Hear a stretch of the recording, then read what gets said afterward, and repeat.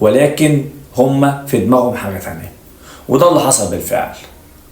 من كام يوم كده حمو عربيته كانت عطلانة عند بوابة 8 في منطقة العجمي. راح عشان يصلح عربيته اللي هو بيشتغل عليها، ولكنه للأسف الشديد اتعرض له أكتر من واحد، معرفش هما كام عددهم، وفضلوا يضربوا فيه بالأسلحة لأن هما أصلا كانوا مراقبينه. فضلوا يضربوا فيه وبعد كده سحبوه من تحت العربية على الرصيف وفضلوا يضربوا فيه تاني. الناس بتقول لهم حرام عليكم، ايه اللي انتوا بتعملوه دوت؟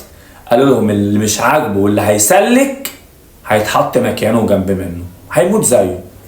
وهم ما كانوش بيهزروا، يعني مش ضرب وخلاص، لا ده ضرب ضرب، لدرجة ان هم عملوا له بتر في دراعه، ومش كده وبس، وفقعوا له عينه.